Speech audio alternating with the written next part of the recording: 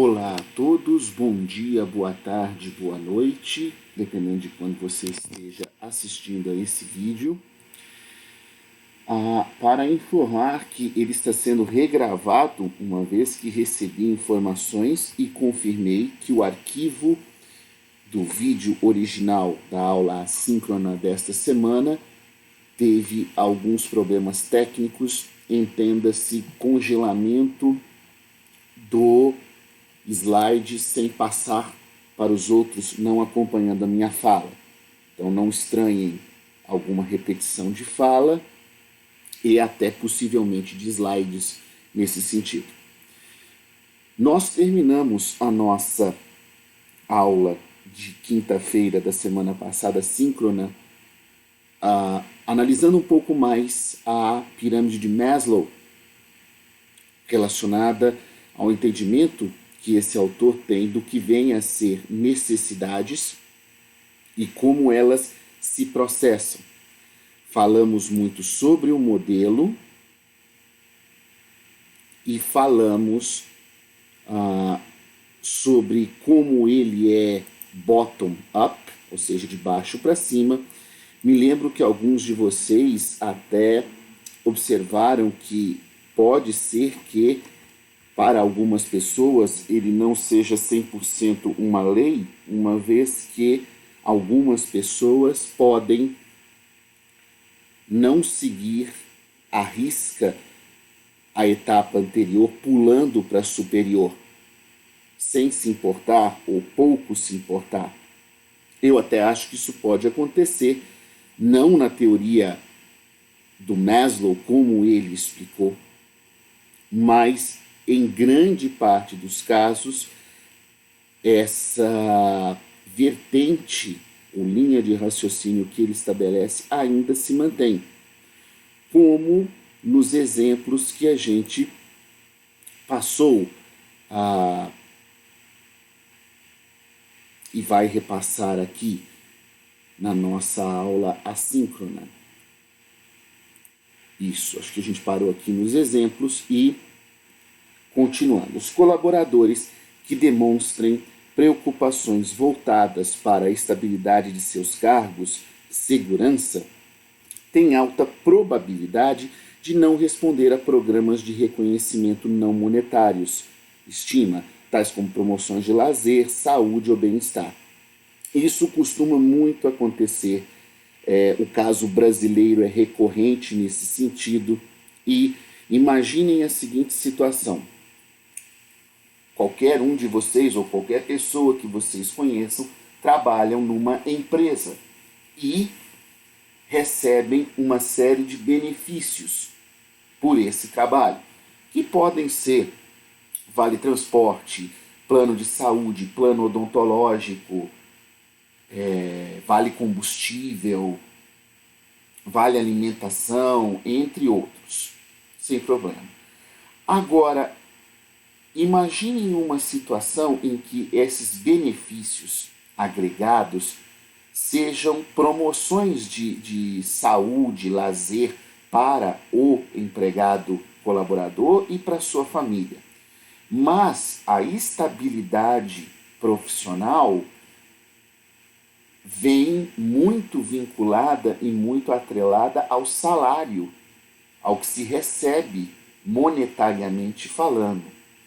Então, se a pessoa tem algum problema no seu pagamento, se ela por alguma razão fica sem receber parcial ou integralmente o pagamento, mas recebe os benefícios, ela pode até lidar com, mas não vai ser algo simples, fácil nem agradável.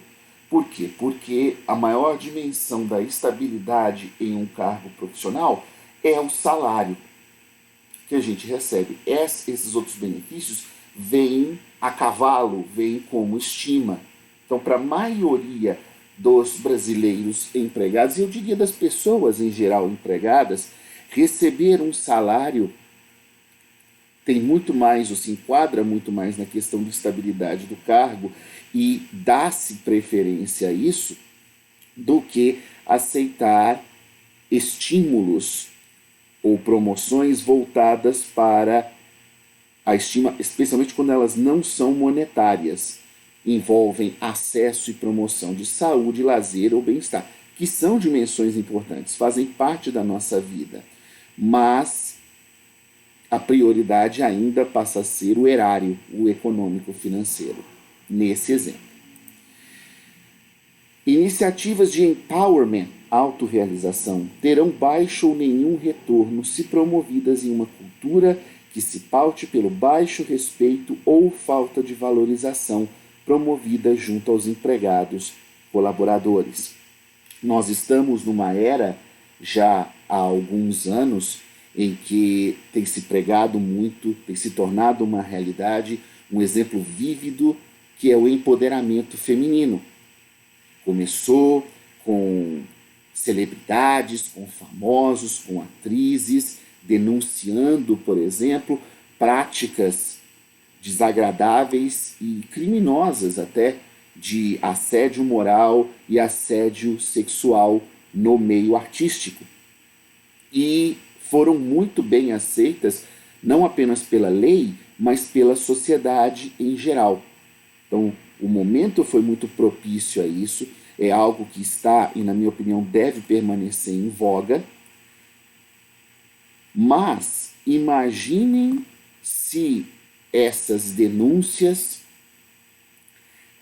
essas queixas não fossem levadas a sério, fossem esvaziadas por pessoas ou figuras ou instituições com interesses maiores, com poder, com autoridade. O que acontecia?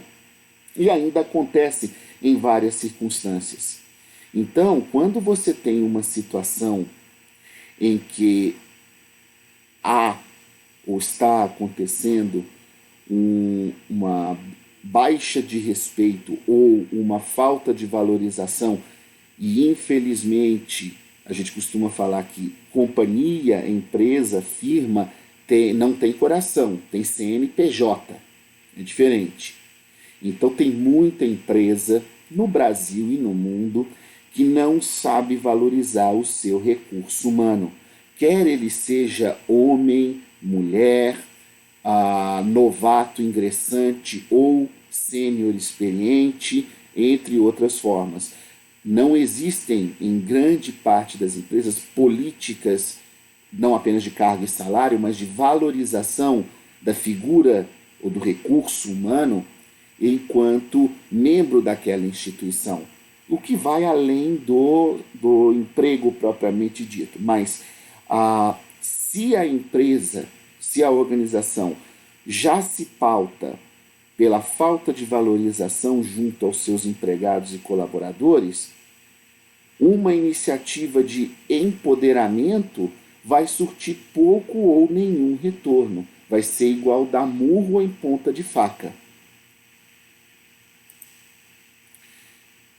Também é muito provável que tentativas voltadas ao empoderamento, sem se criar primeiro uma identificação com o grupo que está inserido, reconhecimento de comunidade, seja inútil. Por que o movimento Me Too, que se não me engano se originou nos Estados Unidos e que nós acabamos de falar, do empoderamento das mulheres que foram cerceadas, que foram vítimas, coagidas por assédio moral e sexual, foi tão bem aceito pela lei e pela sociedade? Porque não foram casos isolados, mas mais do que isso, houve um reconhecimento de grupo, do gênero feminino, de que aquela prática criminosa de assédio estava acontecendo e que aquilo não era justo. A partir desse reconhecimento, a comunidade feminina, as mulheres, se posicionaram querendo dar um basta nesta situação e ressaltando o empoderamento que elas têm no coletivo. E com certeza tem, porque não é um caso isolado, não é com uma mulher que aconteceu. Isso em certas circunstâncias, costumava até ser a praxe, a prática comum, mesmo sendo algo repreensível e criminoso.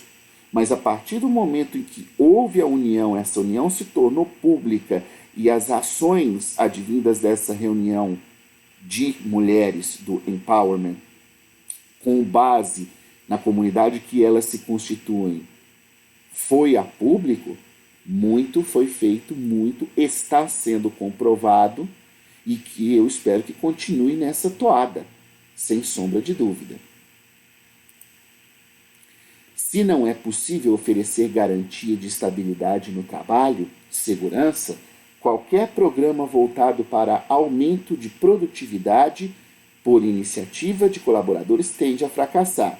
Novamente, um exemplo que acontece muito em empresas que não valorizam o seu colaborador. Pode até haver um incremento, um bônus, uma bonificação pela produtividade. Se o empregado, o colaborador, produziu mais em um determinado mês, em um trimestre, em um período, enfim, ele vai ter um reajuste percentual no seu salário. Isso é muito legal, todo mundo gosta de ganhar mais, sem problema. Mas do que adianta a promessa ou a possibilidade de ganhar mais se eu vivo num estado profissional em que a qualquer momento eu posso ganhar o bilhete azul? Eu posso tomar um pé na bunda e ser dispensado, com ou sem justa causa, dependendo da circunstância. E aí? Será que eu vou me interessar em ou querer ser mais produtivo num ambiente que não me oferece estabilidade para que eu tenha certeza que de mês em mês eu vou ganhar o meu salário, eu vou poder sustentar a minha família, a segurança que isso me traz? Ou muito pelo contrário? A tendência é que muito pelo contrário. Então, nesses 4 exemplos que nós acabamos de colocar, percebemos a realidade ainda hoje da pirâmide de Maslow. Claro, voltando a dizer, não é uma lei, até porque ser humano não se comporta de forma padronizada, isto são generalizações, mas que nós socialmente percebemos que elas costumam acontecer, obedecendo os lances da pirâmide nessa abordagem bottom-up ou de baixo para cima. Caso ainda hajam alguma dúvida ou pergunta nesse sentido, por favor, manifestem na próxima aula síncrona desta quinta-feira. Bom, pessoal, a partir disso, nós agora que cunhamos a questão de necessidade no âmbito geral e em suas várias categorias, entramos naquilo que profissionalmente mais nos interessa, ou naquilo que nós estamos estudando para lidar, que são as necessidades de informação. Como vimos, o ser humano tem necessidades que variam tanto em função das tarefas realizadas quanto da sua evolução. Sendo assim, ele dispõe de uma série de informações ao seu alcance, adquiridas por sua formação ou experiência.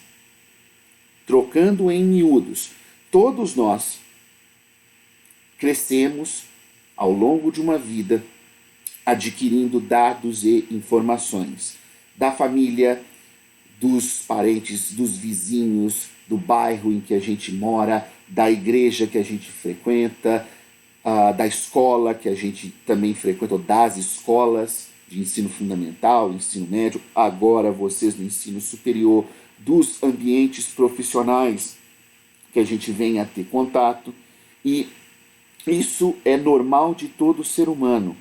A gente passa uma vida tendo acesso a diversas informações que nos vêm pela formação que a gente tem ou pode ter e a experiência que a gente vai acumulando com o passar dos anos.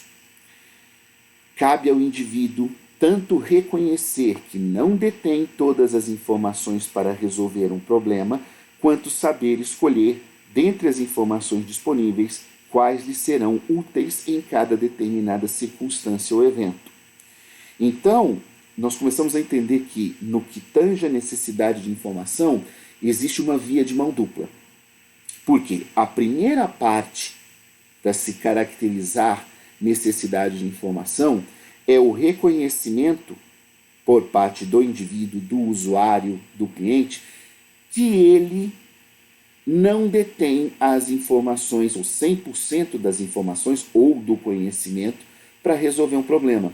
Existe uma ou mais ausências, lacunas, gaps no seu estado de conhecimento, no seu arcabouço de conhecimento, que geram uma insatisfação, que geram um problema, dentre várias possibilidades. Ao mesmo tempo, hoje em dia, nós temos vasto acesso a dados e informações. O exemplo mais comum é o Google. Aí vem a segunda parte da explicação. Quando a gente vai no Google e digita um vocabulário, um termo de pesquisa, uma palavra-chave, uma frase, uma pergunta, enfim, o Google vai dar milhares de respostas. E óbvio que nós não temos tempo de checar todas essas milhares de respostas. Então, a partir desse exemplo, fica importante que a gente reconheça a necessidade de saber escolher, dentre o volume apresentado de respostas, aquelas que mais são úteis, mais se aplicam, mais têm a ver com a nossa lacuna reconhecida dentro da circunstância ou do evento que nós estamos vivendo, testemunhando. O jogo de mão dupla, resumidamente, reconhecer que nós não sabemos tudo, que há lacunas no nosso estado de conhecimento, e as ideias tendo que corresponder aos fatos. Aquilo que nós encontrarmos tem que condizer com o que nós estamos procurando. Já nesse início de século XXI, Miranda contribui com o seu pensamento a respeito das necessidades de informação. De acordo com esse autor, elas são um estado ou um processo no qual alguém percebe a insuficiência ou inadequação dos conhecimentos necessários para atingir objetivos e ou solucionar problemas, sendo essa percepção composta de dimensões cognitivas, afetivas e situacionais. Por favor, percebam a presença e a combinação dessas três instâncias finais aqui. O que isso quer dizer? Quer dizer que, para que um indivíduo, um usuário, um cliente reconheça que o seu conhecimento é insuficiente, que ele tem lacunas no seu estado de conhecimento e que precisa preenchê-las para atingir os seus objetivos e ou resolver problemas, ele tem que pensar em que informações estão faltando, ele tem que pensar em onde conseguir essas informações, ele tem que pensar em quanto tempo vai levar fazer um processo de custo-benefício. E tudo isso é jogado em cima da capacidade cognitiva, ou seja, do processo de raciocínio, de reflexão, de ponderamento que o ser humano tem, mais do estado de humor em que a pessoa, o usuário, se encontra no momento em que reconhece a sua necessidade.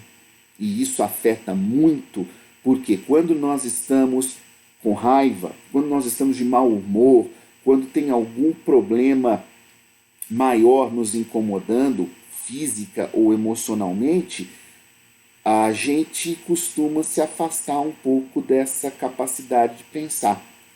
Então, o processo de reconhecimento e a subsequente busca não é tão favorecido. Por isso, volto a dizer, depende do estado de humor e de espírito com que a gente esteja naquele momento. Um melhor estado em tese significa uma busca e um reconhecimento melhor realizados. E situacionais, no momento em que eu reconheço a minha necessidade, em que cenário, em que ambiente, em que contexto eu estou? Será que esse contexto é apropriado ou me favorece a buscar informações para resolver um problema? Muitas vezes você está na faculdade ou está na escola e acaba por pensar em uma situação, problema que aconteceu na sua casa e que, pensando um pouco mais, você pode propor uma alternativa, uma resposta, uma solução, mas naquele contexto que você está, não é o local nem o momento apropriado.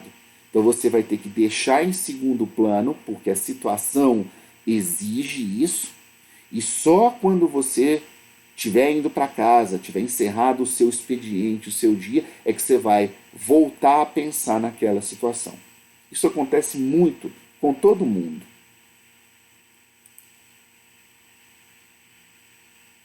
Opa, temos um slide duplicado aqui pelo que eu estou vendo. Vamos apagar. Ótimo. Assim, reconhecer a necessidade de informação permite compreender por que um usuário, cliente ou comunidade se envolve em um processo de busca de informação. As razões podem ser variadas, como, por exemplo, uma exigência oriunda da vida social, de se saber, de comunicação, entre outras. Nós não somos padronizados, embora muitas vezes a gente fale, e é verdade que a gente tem que trocar o chip, sair da fase família ou do momento ambiente família e entrar no momento ambiente faculdade, sair do momento faculdade e entrar no momento estágio ou trabalho e por assim em diante. Nós entendemos que todos esses cenários, todos esses ambientes promovem cotidianamente necessidades de informação. E essas necessidades inevitavelmente vão desencadear um ou mais processos de busca, que podem ser presenciais ou virtuais ou uma combinação de ambos. O que motiva tanto o reconhecimento dessas necessidades como o subsequente processo de busca são razões variadas, que podem ser a vida social. Por exemplo, eu gosto de um determinado time de futebol ou time de basquete, enfim, do esporte que eu mais gosto. E eu quero acompanhar os jogos, as partidas desse time. Eu quero saber se vai ser transmitido pela televisão em canal aberto, ou pela televisão em pay-per-view, ou pelo Facebook, que tem transmitido vários jogos, ou eu vou ter que pensar de ir num barzinho para assistir. Enfim, quando eu vejo esse leque de opções, no caso do exemplo, oriundas de um gosto, uma predileção social, eu começo a entender que para sanar a necessidade que eu tenho de assistir o meu time favorito, eu vou ter que ter acesso à busca, eu vou ter que saber aonde que o jogo está passando e eu vou ter que acabar fazendo uma escolha envolvendo alguns parâmetros, é claro, mas se vale a pena assistir o jogo e de que forma vale a pena assistir o jogo. Muitas pessoas, por exemplo, eu prefiro assistir da minha casa, que eu não tenho que pagar nada extra, vai ser transmitido pela TV aberta, tá tudo bem. Outras, não, eu prefiro ir para o barzinho, porque lá eu conheço pessoas, lá eu vou com a turma de amigos. Exigências da vida social, mais ou menos valorizadas a depender do parâmetro do indivíduo. Outro exemplo de se saber. Muitas pessoas gostam, isso é um exemplo específico, mas cabe aqui, de programas como o Show do Milhão, ou The Wall, ou Quem Quer Ser um Milionário. E volta e meia esses programas colocam perguntas de cunho geral, ou de cunhos específicos, que a gente fica pensando nas alternativas e vê, puxa, eu teria respondido aquilo, eu teria errado porque a minha resposta teria sido incorreta. Então, essas pessoas que se sentem instigadas por esse tipo de programa, por exemplo, quando vem a pergunta e vem as alternativas, costumam jogar no Google qual é a resposta correta antes do candidato responder. Elas têm uma necessidade informacional de saber, de conhecer mais, de querer ir além. E isso não é incomum, não. Fica como um exemplo, mas muita gente faz isso porque gosta, porque tem afinidade, porque se estimula dessa forma.